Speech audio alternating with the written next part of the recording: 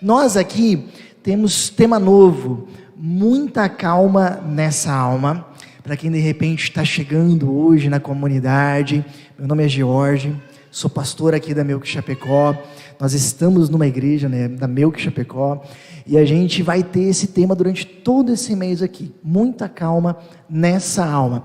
E para começar essa série, eu queria refletir com vocês. Você já parou para pensar na importância que a calma tem? Sabe, eu lembro muito bem, mas realmente muito bem, um conselho que o meu diretor uma vez deu para mim e que eu levei para a minha vida.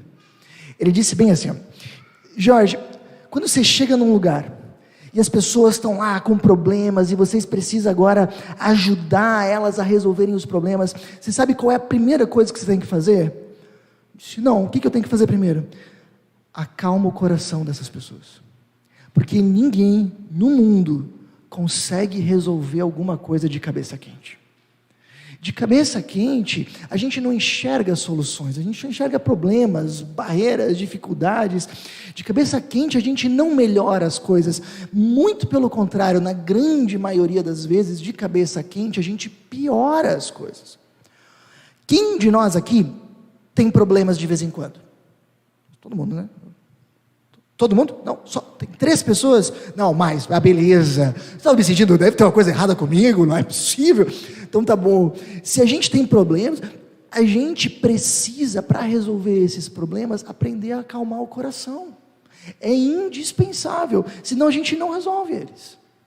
Não só para lidar com os desafios e problemas do nosso dia a dia, vamos pensar um pouquinho na área de relacionamentos.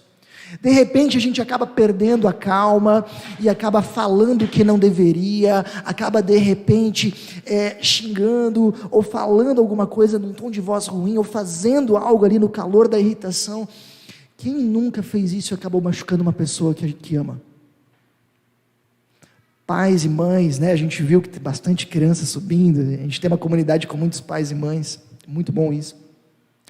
Quantas vezes a gente acaba sem querer estourando e falando alguma coisa num tom de voz que a gente não gostaria, e depois a gente é tomado por uma onda de culpa pensando, não deveria ter falado assim.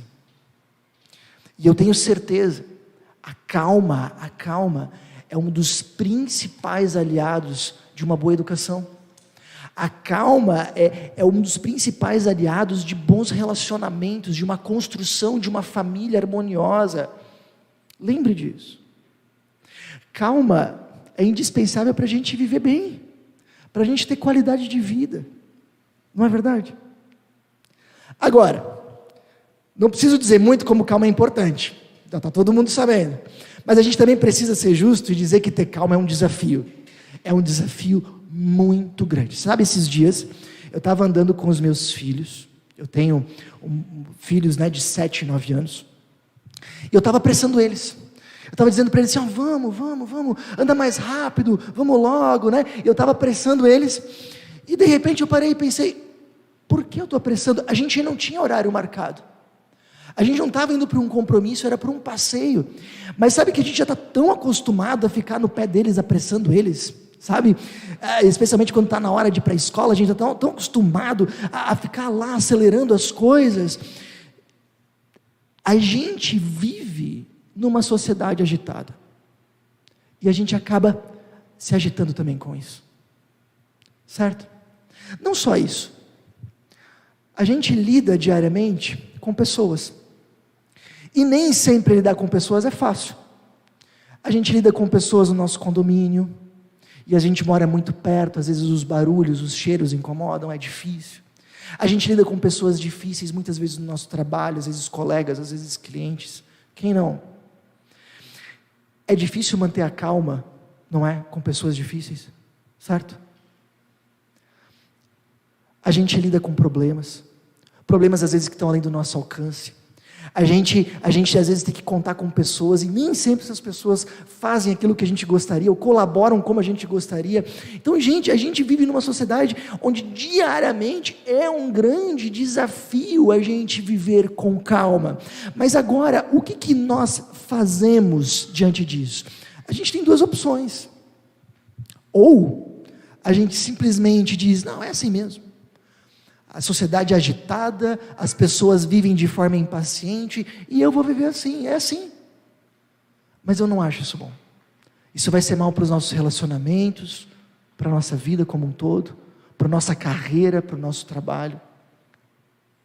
Ou nós assumimos um desafio de buscar encontrar calma, de buscar perspectivas que possam acalmar o nosso coração nas dificuldades, e que possam assim nos ajudar a tomarmos decisões melhores, que possam nos ajudar a conversarmos e a lidarmos melhor com as pessoas que nós amamos.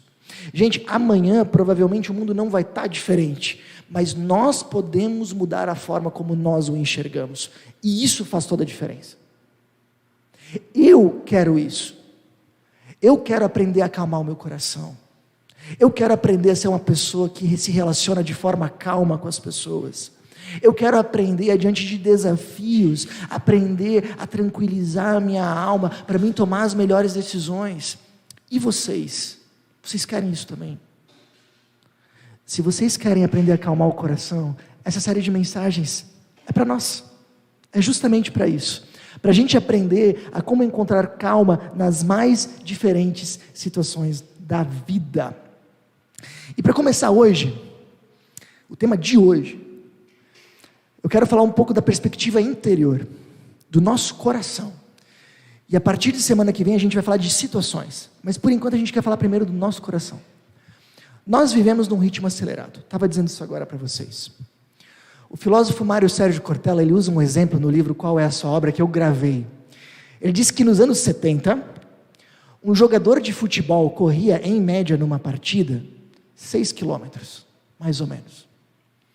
E atualmente, um jogador de futebol corre numa partida cerca de 13 quilômetros. Não mudou o campo, o tamanho dele. Não mudou o tempo de jogo, continuam sendo 90 minutos. Mas mudou o ritmo. O ritmo.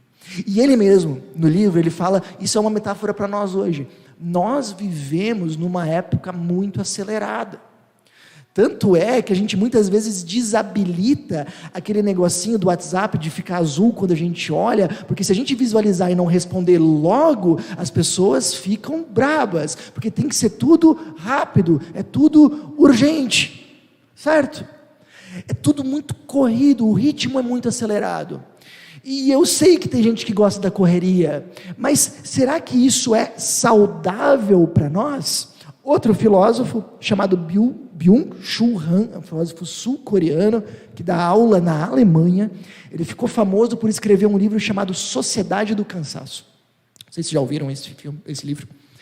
Ele explica no livro por que nós estamos tão cansados e tão emocionalmente doentes, né? A gente sabe, esses índices de depressão, ansiedade, estresse, eles sempre aumentam, né? E ele explica no livro por que nós estamos tão doentes. E a teoria dele principal é bem interessante. O que fazia mal para a nossa saúde anos atrás? Saúde física. O problema maior eram bactérias, segundo ele no livro. Mas desde a descoberta da penicilina e do antibiótico, as bactérias não são mais um problema tão grande. O que agora mais atinge a saúde das pessoas? Infarto.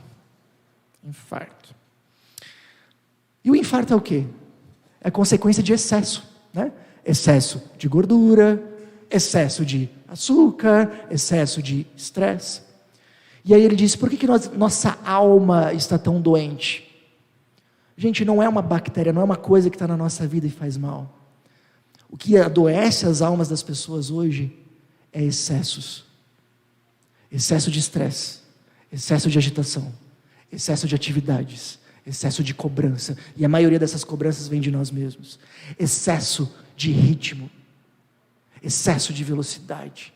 E aí ele falou uma frase que eu nunca mais esqueci, espero que você não esqueça mais. Ele diz, o problema hoje é que as nossas almas estão infartando. O problema hoje é o infarto da alma. É demais. Como é que a gente pode tranquilizar o nosso coração nesse mundo tão agitado? Por que a gente corre tanto? A gente corre tanto Porque o mundo manda, né? Porque tudo é muito corrido, né? A gente tem que fazer muita coisa, a gente tem que correr atrás da máquina. Será que são só o mundo fora ou aqui dentro a gente não se aquieta? Vai lá. Não é assim muitas vezes que a gente pensa assim, ai, final de semana vai chegar e aí finalmente eu vou descansar. E aí chega no final de semana e a gente pensa assim, ai, não tem nada para fazer. Não é verdade? Vou fazer alguma coisa. E aí a gente começa, em vez de descansar, a procurar aquelas portas que precisam arrumar, ou sei lá, alguma coisa, eu tenho que fazer alguma coisa. Pense um pouquinho, de tantas atividades que você tem na sua semana, todas elas são realmente necessárias e essenciais? Não é assim que muitas vezes a gente pensa, tenho uma noite livre, o que eu vou fazer com essa noite? Opa, dá para aproveitar, cabe mais um curso aqui. Pessoal, muitas vezes a nossa inquietação, ela vem do nosso interior. Eu queria que vocês lembrassem disso. Nossas agendas, na maioria das vezes, são um reflexo do nosso coração. E se a vida está corrida e agitada demais, é porque possivelmente o nosso coração, a nossa alma, o nosso interior está correndo demais. Ok? Mas por que o nosso coração quer tanto correr? Tem uma frase da Madonna que ajuda bastante nisso. Olha só. O que me impele na vida é o medo de ser medíocre. Esse medo é o que me impele. Venço um de seus ataques e descubro-me como um ser humano especial. Mas logo continuo me sentindo medíocre e desinteressante, a menos que faça outra coisa espetacular. Apesar de ter me tornado alguém, ainda tenho que provar que sou alguém. Minha luta não terminou e acho que nunca terminará. Uma das pessoas mais famosas do mundo. E ela corre muito. Por que ela corre tanto? Porque ela quer mostrar para os outros que ela é alguém, que ela é importante, que ela tem valor, que a sua vida tem valor, segundo ela mesma. Timothy Keller, escritor best-seller do The New York Times, escritor do livro Ego Transformado, que eu já recomendei para vocês, vale muito a pena esse livro. Ele diz no livro Ego Transformado, é isso que o ego, que o eu, que nós fazemos o tempo inteiro, o nosso eu interior. Trabalhamos em coisas de que não gostamos, fazemos dietas que detestamos, realizamos todo tipo de coisas, não pelo prazer de realizá-las, mas apenas para construir um currículo que impressione. Por que a gente corre tanto? Para que as pessoas nos vejam como um sucesso. O que eles estão dizendo? Deixa eu colocar isso num gráfico. Todos nós temos necessidades interiores, certo? Todos nós temos necessidades interiores. Às vezes, nós temos necessidades interiores, por exemplo, de nos sentirmos seguros, de nos sentirmos realizados, de percebermos que nós fazemos coisas importantes. Nós temos uma necessidade interior de nos sentirmos felizes. Nós temos a necessidade interior de nos sentirmos importantes. E, sobretudo, a necessidade mais importante é de nos sentirmos amados. Porque se nós nos sentimos amados, nós nos sentimos seguros, em grande medida realizados, importantes e felizes. E a gente busca satisfazer essas necessidades interiores, tanto quanto a gente busca satisfazer as nossas necessidades físicas. Talvez vocês já viram uma ideia chamada pirâmide de Maslow. Já ouviram falar disso?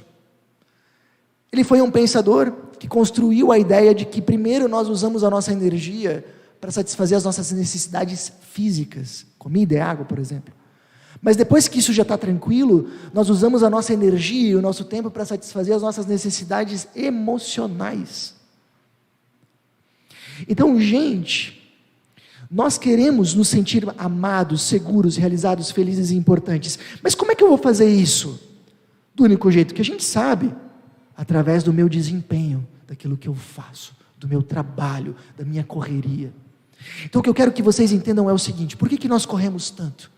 Nós corremos, trabalhamos, estudamos, não paramos, não sossegamos, vamos muitas vezes além do nosso limite físico. Para quê? Para que a gente construa uma vida que a gente olha para ela e diga: realmente, a minha vida tem valor, realmente eu consigo me ver como uma pessoa importante, valiosa, especial, realmente eu acho que as pessoas estão me percebendo como alguém que tem valor, que é importante, que consegue fazer grandes coisas.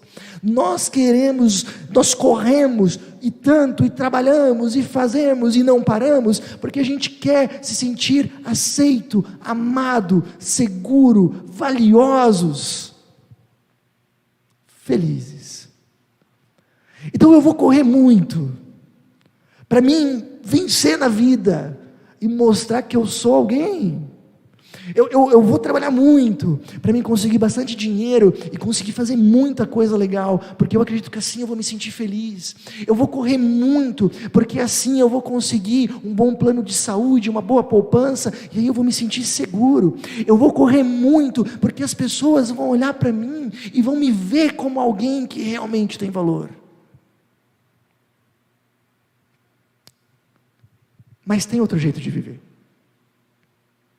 Tem outro jeito de viver. E a Bíblia ensina esse jeito. Olha só. No Salmo 131, versículos 1 e 2. Foi um salmo escrito por Davi. Davi é um rei que viveu mais ou menos 1000 anos antes de Cristo. Inclusive, ele era tataravô do próprio Jesus Cristo. Estava na linhagem, né? E ele escreveu um salmo que era justamente um canto de peregrinação, que ajudaria as pessoas a pensarem, quando elas estavam viajando, caminhando, elas faziam bastante isso naquela época, a pensarem: o que move a minha vida? O que me faz levantar de manhã? E olha só o que ele diz: Senhor, o meu coração não é orgulhoso, e os meus olhos não são arrogantes. Davi aqui, ele não está se achando. O que ele está querendo dizer é justamente isso, que o coração dele não é orgulhoso. O que ele está querendo dizer é: eu não preciso mostrar os meus feitos para me sentir alguém. É exatamente o oposto do que nós vimos antes. Eu não preciso mostrar as coisas que eu faço para me sentir importante. Aí ele continua: e os meus olhos não são arrogantes. O que ele está querendo dizer aqui é: eu não preciso me comparar com os outros para ver que eu estou vencendo na vida. Olha só, já fiz tanta coisa, os outros não fizeram tanto quanto eu, então eu estou bem. Ele está dizendo: eu não preciso me comparar, ficar me comparando com os outros para me sentir bem. Eu não preciso ficar olhando os stories do pessoal no Instagram e tentando postar stories melhores para mim me sentir bem. Fulano de tal viajou para Gramado, eu vou ter que ir para Bahia, senão eu não estou legal. Não preciso disso. Não preciso disso. Davi continua, ele diz assim: não me envolvo com coisas grandiosas, nem maravilhosas demais para mim. Primeira impressão é que o Davi não quer saber de nada que tenha valor, né? Tudo que é muito grandioso, que é muito chamativo, ele não quer, ele só quer coisa simples e fácil. Não é. Davi foi rei. Na época dele não tinha como alguém ser mais do que rei. E ele foi o maior rei da história do seu povo. Topo de carreira. Então o que ele está querendo dizer aqui quando ele diz: não me envolvo com coisas grandiosas nem maravilhosas demais para mim? O que ele basicamente está dizendo é: eu não preciso dessas coisas grandiosas e maravilhosas. O que ele está dizendo é: eu não preciso ser rei para me sentir importante. Eu não dependo do meu desempenho para me sentir especial. Eu não preciso dessas coisas grandiosas. Eu não necessito delas para me sentir saciado. E aí, ele vem nessa parte aqui: de fato, acalmei e tranquilizei a minha alma. E eu achei isso, tem tudo a ver com o nosso tema, né? Calma na alma. Acalmei a minha alma. E é interessante que o verbo hebraico aqui que o Davi usa no original é um verbo que justamente descreve uma ação pontual e do passado. O que o Davi está querendo dizer é que ele não nasceu calmo. A gente tem pessoas que são bem calmas, naturalmente calmas, né? A gente conhece elas, né? Ele não está dizendo isso. Ele está dizendo que ele se sentia dependente da grandiosidade, tal qual todo ser humano, que tal qual todas as pessoas, ele precisava fazer grandes coisas para se sentir alguém na vida, mas em algum momento da história dele, ele aprendeu a tranquilizar o coração dele. Se ele aprendeu, nós também podemos. E ele explica, olha só, sou como uma criança recém-amamentada por sua mãe. A minha alma é como essa criança. Eu acho linda essa comparação que ele usa. Ele usa uma metáfora aqui. E ele está dizendo, olha só, que as nossas necessidades interiores, elas são tão reais e importantes como a nossa necessidade física mais básica. Mas, ele está dizendo que uma pessoa que não se sente amada, valorizada, que não se sente realizada, ela tem uma angústia dela tão grande quanto o choro de um bebê. Eu acho que nada angustia mais do que o choro de um bebê. Não é verdade? Um bebê chora. O que a gente vai fazer logo? Te corre para ajudar. Mas o que ele está dizendo aqui é que a alma dele se sente como um bebê que foi recém-amamentado, e olha só, agora dorme no colo da mãe. Eu desconheço, me corrija se eu estiver errado, mas eu não consigo pensar numa imagem mais forte para a gente pensar em calma. Um bebê dormindo porque acabou de ser amamentado. É a imagem mais forte que eu consigo pensar para uma alma tranquila. E é justamente essa imagem que o Davi usa. Minha alma é como um bebê recém-amamentado. E aí ele encerra dizendo como ele fez isso. Ele diz, olha pessoal, querem viver assim? Ponha a sua esperança no Senhor, ó Israel, desde agora e para sempre. E aqui a gente não entende muito bem esse versículo, porque esperança para nós é uma coisa muito abstrata e distante. Eu tenho uma esperança no mundo melhor. Mas o que Davi está falando aqui é: coloca a tua expectativa em Deus. O que ele está dizendo é o seguinte, pessoal, desculpa te dizer, mas o teu trabalho, ele nunca vai conseguir satisfazer a tua sede interior. Mas Deus vai. Coloca a tua expectativa nele. Desculpa dizer, como se o Davi estivesse aqui, ele provavelmente diria exatamente isso. Desculpa dizer para vocês, mas a sua carreira, os seus feitos, eles nunca vão fazer com que você se sinta amado. O desempenho não pode trazer amor, apenas admiração. E a admiração, ela é um problema, sabe por quê? Porque a admiração, ela cria um ciclo vicioso. Nós fazemos algo, somos admirados, e depois, amanhã, a gente tem que fazer igual ou melhor, senão nós perdemos essa admiração. Mas Deus pode fazer com que você se sinta amado. Desculpa dizer, mas por mais que eu goste de viajar, não são as viagens que vão nos fazer felizes. Elas passam, e a alegria delas passa. Eu também gosto de comprar algumas coisas, não se preocupe, mas eu sei que comprar coisas não vai me fazer feliz. Vai fazer feliz, mas por muito pouco tempo. Depois passa. Mas a vida com Deus, ela pode satisfazer realmente o nosso coração, nos trazendo uma felicidade mais duradoura. É como se o Davi estivesse fazendo o seguinte: gente, temos as nossas necessidades interiores, mas a gente vai buscar elas, a raiz, em outra coisa, não mais no desempenho, mas no relacionamento com Deus. Muda a base, e com isso muda tudo, porque olha só, Deus não nos ama pelo nosso desempenho, Ele nos ama pelo que Ele é amor. Deus não nos ama porque nós somos um sucesso, porque nós somos bem-sucedidos, porque nós fazemos coisas grandiosas. Ele nos ama porque Ele é amor, e em Jesus, Ele nos faz seus filhos. E um filho é amado independente da nota que tira. Um filho é aceito independente do seu comportamento. Bom, Jesus, no Evangelho de João, ele diz assim, eu sou o pão da vida. Aquele que vem a mim nunca terá fome. Aquele que crê em mim nunca terá sede. Jesus está dizendo o quê? Que se a gente crê em Jesus, a gente vai ganhar vale-refeição? Não. Ele está dizendo que se a gente vive com Ele, Ele promete saciar a fome e a sede da nossa alma. Depois, para uma mulher que estava na beira do poço, Jesus novamente diz, olha só, quem beber desta água terá sede outra vez, mas quem beber da água que eu lhe der, nunca mais terá sede. Ele está dizendo justamente isso, vive comigo, e você vai se sentir profundamente amado, mesmo quando você fracassar.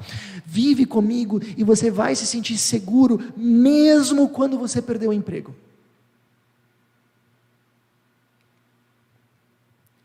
E aí, gente, problemas, críticas, não são mais uma grande questão. Por quê? Porque elas não afetam a raiz da nossa vida. Se a nossa raiz é o desempenho, e a gente é criticado, isso afeta a nossa raiz, se torna um problema grande. Se nós temos problemas, nós ficamos profundamente ansiosos, porque isso afeta todo o nosso projeto de vida. Agora, se nós estamos realmente na expectativa em Deus, Deus vai suprir minhas necessidades, me sinto seguro porque Ele cuida de mim, e vem problemas, e vem críticas, isso é como um vento, pode nos balançar, mas não nos desestabiliza, porque não mexe na nossa raiz. Percebe isso? Cuidado, fica aqui uma dica para vocês. Se você se ressente demais quando é criticado, ou se você fica ansioso demais quando tem um problema, muito provavelmente você está construindo a sua vida na base errada, na base do desempenho, e não do relacionamento com Deus. Como é que é a sensação? Jorge, então assim, imagina que eu realmente vivo com Deus, busco isso nele, então fico saciado, dá certo, eu me sinto amado, aceito, realizado, feliz, seguro, então eu não vou buscar mais nada, eu vou me acomodar, eu vou ser um cara que não vai mais para frente, eu não vou buscar coisas novas. Não, você vai, só que de uma forma diferente. Deixa eu dar um exemplo que eu acho que é muito bom. Imagina o seguinte, todo mundo aqui eu acho que já foi para o supermercado com fome, certo? Já foram fazer compras com muita fome? Acho que já, né? Todo mundo, né? Todo mundo. Como é que funciona, hein?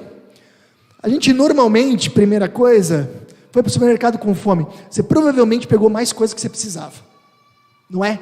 Você pensa, estou com muita fome, hoje eu vou comer o mundo. E aí você vai lá e pega muito mais, depois você chega em casa e pensa, mas para que tudo isso?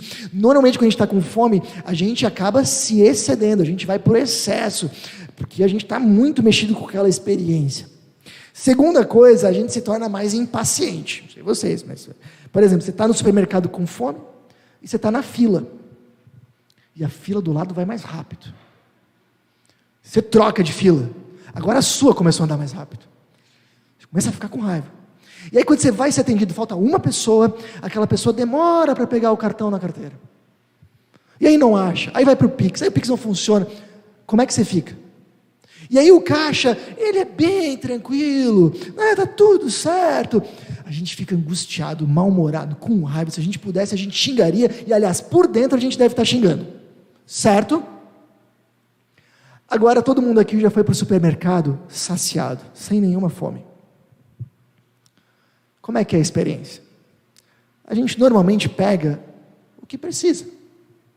Às vezes uma coisinha a mais ou não, mas a gente não perde tanto a mão, a gente não vai tanto para o excesso. A gente se torna, normalmente, mais paciente, um pouco mais tranquilo. Ok, as coisas não estão dando tão rápido, mas está tudo bem, está tudo bem. Entenda o seguinte, se eu vivo embasado no meu desempenho, é que nem ir para o supermercado com fome. Eu trabalho demais, eu vou para o excesso, Eu vou além da conta, eu consumo demais, eu compro demais, eu faço demais. Eu me torno mais impaciente, mais irritado, mais ansioso, porque aquilo eu preciso desesperadamente daquilo. Agora, estar saciado com Deus é que nem ir para o mercado, tranquilo. A gente faz escolhas melhores, a gente não precisa se exceder, a gente consegue dizer não mais fácil, a gente equilibra melhor o nosso tempo, nós começamos a controlar melhor a nossa ansiedade, porque esse problema, ele não mexe com o meu projeto de vida, ele mexe com uma parte, minha raiz está em outro lugar. Nós nos tornamos menos irritados, mais tranquilos e mais pacienciosos com as pessoas. Deixa eu falar uma coisa para vocês, que eu acho que eu nunca comentei. Sabe por que para mim esse tema é tão importante? Porque ele retrata em muito a minha história. Em muito. Se eu dissesse para vocês o que viver com Jesus mais mudou na minha vida adulta, foi mudar essa base. Eu vou dizer para vocês assim, é até meio estranho dizer, porque o Jorge é pastor e tal, né? Mas durante muito tempo, mas muito tempo mesmo, eu baseei o meu valor a partir do meu desempenho. Eu já era pastor há anos e eu não percebia o quanto a opinião das pessoas ela era importante para mim. E aí, às vezes, por exemplo, no meu caso, né, eu fazia um culto e tal, organizava e vinha muita gente, daí eu me sentia o máximo, aí vinha pouca gente, eu me sentia lá no chão. Aí de repente alguém elogiava, eu me sentia uau, agora sim. Aí alguém criticava, e aquele dia para mim era terrível. Eu tinha uma necessidade, eu não percebi ela por anos, mas era uma necessidade muito grande de me sentir um sucesso aos olhos dos meus colegas. Eu queria que outros pastores, missionários me vissem como alguém bem-sucedido, que fazia as coisas certas, que fazia boas mensagens. Receber um elogio de um chefe, nossa! Isso pesou sobre mim muito tempo. A Suzana está de prova. Tiveram anos da minha vida aí que eu trabalhava 60 horas por semana, tranquilo. Eu tinha essa ânsia de eu preciso fazer mais. Eu preciso chegar lá. E isso era pesado. E eu lembro de muitas vezes eu terminar o ano, muitas vezes, exausto, esgotado. Eu lembro que teve um ano em especial, a Suzana ficou muito preocupada naquele ano. Terminava o culto e eu sumia, eu ia para casa. Eu não conseguia ficar conversando com as pessoas depois do culto, porque eu me sentia exausto, isso estava acabando comigo. E aí, isso aqui, eu sempre li isso, né, que Deus tem que saciar a nossa alma. Mas isso não era, em grande parte da minha vida, em muitos momentos, uma realidade. E eu comecei a realmente me conformar com isso. Eu disse, Deus, não pode ser assim. Eu ensino para as pessoas, eu tenho que viver isso aí. E aí eu lembro de dobrar os meus joelhos várias vezes e dizer, Deus, me ajuda a me sentir amado, mesmo quando eu fracasso. Me ajuda a me sentir aceito, mesmo quando as coisas não dão certo. Me ajuda a me sentir seguro, mesmo quando as coisas saem do meu controle. E aos poucos, isso foi acontecendo. E eu vou dizer hoje para vocês, muito honestamente, isso, por favor, não é uma vanglória. Mas hoje eu sinto a minha alma como um bebê recém-amamentado. Eu me sinto amado. Eu me sinto aceito, eu me sinto seguro e valorizado, realizado, independente da opinião das pessoas, porque eu sei que os únicos olhos do universo que realmente importam já me enxergam.